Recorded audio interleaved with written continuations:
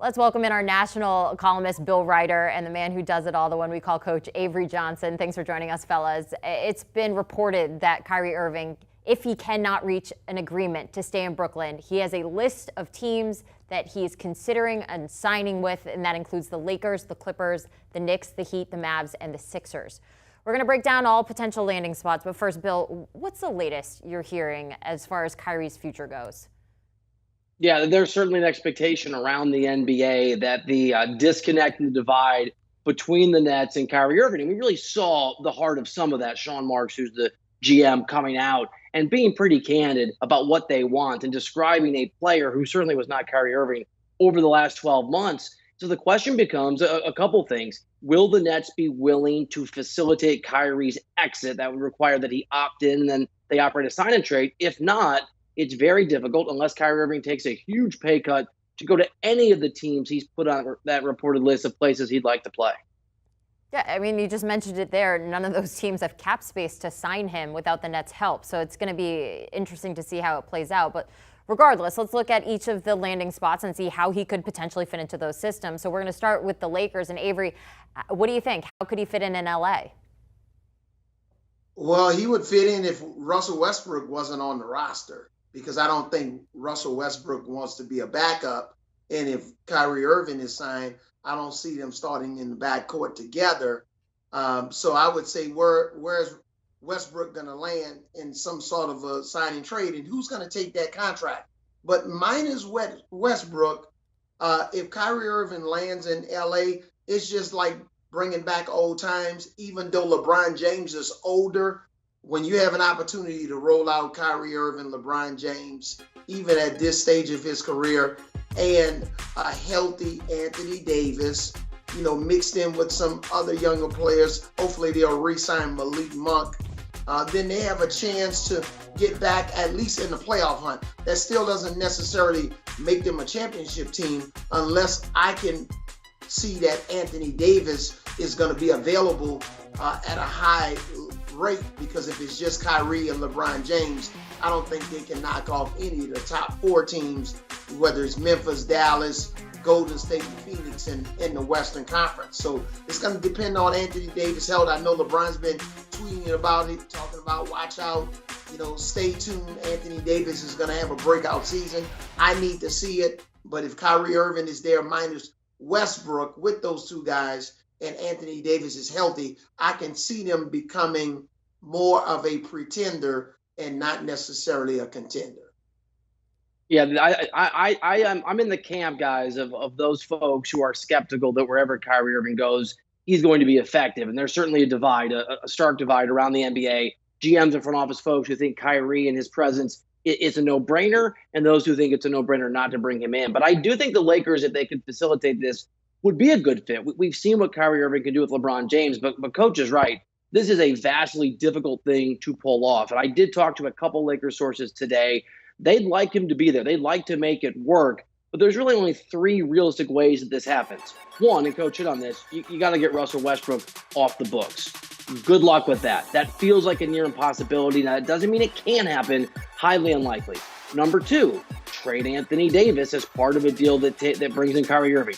That is not something the Lakers are interested in. As I understand it, it seems highly unlikely. And then number three, maybe this is the most realistic situation, is that Kyrie Irving would have to agree to take a massive pay cut to be a Los Angeles Laker. Right now, they have the mid-level exception if he really wants to play with LeBron James. But one of the two sources I visited with from the Lakers told me they find it highly unlikely Kyrie would do that. This source was skeptical the other two scenarios could play out. So they thought best case scenario, 10% chance that Kyrie Irving actually is a Laker next year. But the Lakers certainly are daydreaming, I think, that this could be something they could try to facilitate.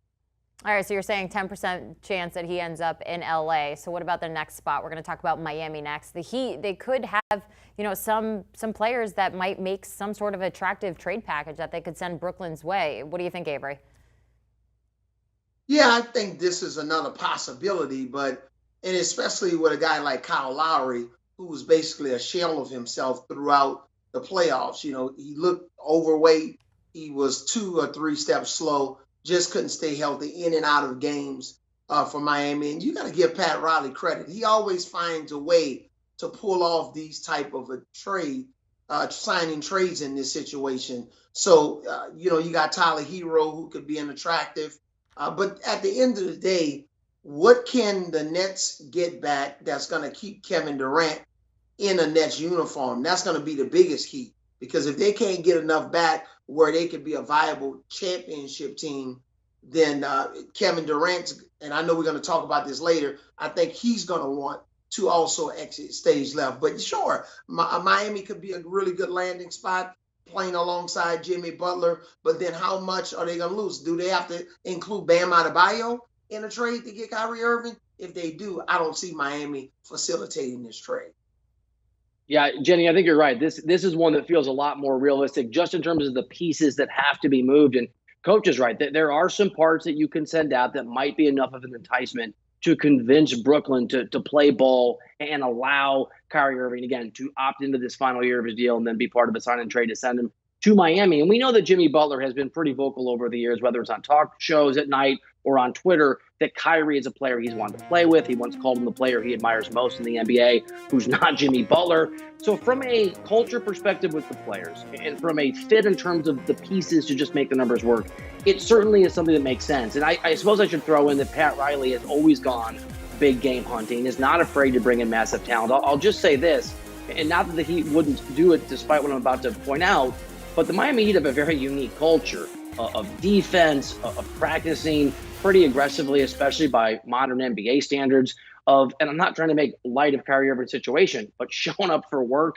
it's not a great fit in terms of the Heat way and the Kyrie Irving way. Now, when you're enticed by talent, when you're Kyrie Irving, you're enticed by the idea of playing with Jimmy Butler and being in Miami, maybe those are problems you deal with if and when it happens. But there are pieces that could make this happen. And for folks around the NBA, Miami is an intriguing perspective or an intriguing organization if you really believe that Kyrie Irving is going to get some help from the Brooklyn Nets in sending him out as part of a sign and trade. It is interesting to think about that, the work mentality that would have to go into playing in Miami. And obviously these guys have an incredible work ethic, but going into the past issues that Irving's had, you never know if it would match up there. What about a team like the Mavericks looking, to build off that run that they just had to the Western Conference Finals?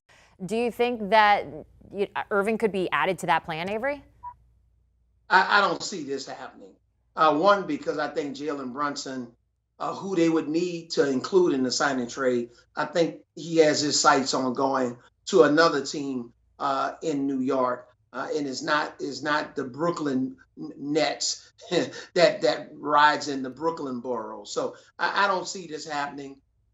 Sure, it would be a phenomenal fit. It would be a coup for Mark Cuban. I think if Kyrie was playing alongside Luka Doncic, the way he can play on and off the ball, he takes them to an entirely different level, especially, he's won a championship.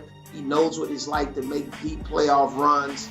And this could pretty much catapult them potentially in that Golden State Warriors spectrum of teams. But as much as Mark Cuban would love my former boss for this to happen, I just don't see the necessary pieces that needs to participate to make this happen, because I don't think Kevin Durant getting Tim Hardaway Jr. back, which could also make this a potentially sign and trade work, I don't think that'll do anything for Kevin Durant to maybe encourage him to stay with the Nets.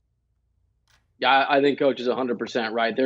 Dallas does not have the pieces that need to come back, I think, just to satiate the frustration and anger the Brooklyn Nets feel. I mean, they may do business to help Kyrie Irving, but that business will be done if they do it to really help the Brooklyn Nets. And as Coach pointed out, bringing enough pieces to have something you can compete with so that Kevin Durant sticks around and your organization doesn't go from a contender to an absolute train wreck is a critical part of this. Dallas does not have the pieces that you can send. I'm highly skeptical. And I think Kyrie Irving will be dealt, and I think he will go somewhere else. And I do think, from what I've heard, there's certainly a sense that Brooklyn will facilitate a sign and trade because they need to get something in return. They're between a rock and a hard place. I don't think that will be the Dallas Mavericks.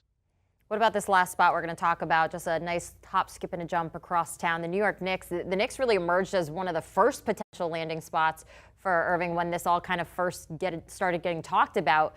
Avery, could you see it? I don't think this one is out of the question. I think, this was a situation where Kyrie obviously considered the Knicks, and I think he was really high on his list before Kevin Durant decided that he was going to go to Brooklyn. And if Kevin Durant wanted to go and join the New York Knicks, Kyrie Irving would be in the Knicks uniform. So I don't think this is out of the question. I know guys like Spike Lee was upset last night on the draft night coverage, but the Knicks were basically clearing out space. They didn't want to take any young players in the draft that couldn't help them catapult themselves back into the playoffs. So I think this is a possibility, but again, it also remains to be seen, could it be a guy like Kyrie Irving and you can get a Donovan Mitchell, who the Knicks are very high on, to join him. But so I don't think this one is out of the question. But yeah, if Kyrie Irving decides to join the Knicks, I think this is really going to give Kevin Durant a migraine headache for a long time. Yeah, I mean, look, this is the catch-22 of talking about Kyrie Irving. I don't know that Kyrie Irving knows what he's going to do day to day, and certainly the people around him don't. So it's hard for Coach and I to speculate, but I'll speculate right along with Coach. I agree. I think the Knicks are a realistic possibility. And it comes down to, again, what Kyrie Irving's willing to do in terms of taking less money. But we're not talking $6 million or $10 million a year, some mid-level exception number.